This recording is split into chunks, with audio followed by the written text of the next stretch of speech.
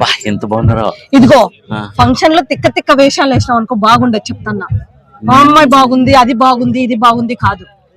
ఏంది అక్కడ ఫంక్షన్ రాలంటే తలకన కళ్ళు నిండా వాళ్ళు కనపడుతుంటే నేనేం చేసి చెప్పు. బుద్ధి జ్ఞానం లేదు, ఏం లేదు అసలు. కొంచెమన్నా ఫంక్షన్ లో ఎట్లా ఉండాలి?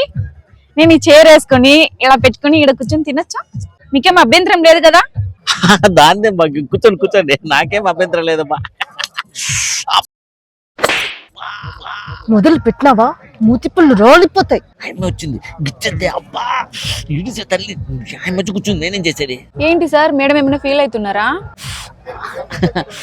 ఆమె ఫీల్ అవుతుంటది, మీరేం పర్వాలేదు, మీరు కూర్చోండి. మీరేం చేస్తుంటారు? ఎక్కడ ఉంటారు? మీ ఇల్లు ఎక్కడా చెప్పండి. అదేం పర్వాలేదండి. ఎక్స్ట్రాస్ చేసినావు అనుకో చెడుకు కోల్చి బోతలు పెడతా చెప్తున్నా. అయ్యో మేడం చాలా ఫీల్ అయిపోతున్నారు లేండి సార్. నేను ఆ పక్కకి వెళ్ళి కూర్చుంటా. కూర్చోండి కూర్చోండి కూర్చోండి ఏం కాదు.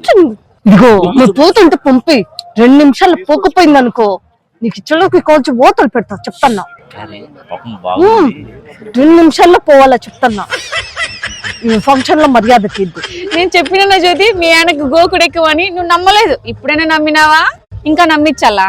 మీరిద్దరు ఫ్రెండ్సా? అయ్యో అడ్డంగా బుక్కేనని. నీకు ఇంటికి పోతే ఉంటది నా సామిరంగా, మా ఫ్రెండ్ తో మామూలుగా ఉండదు. చూసుకో మరి. ఇంటికి రా నువ్వు.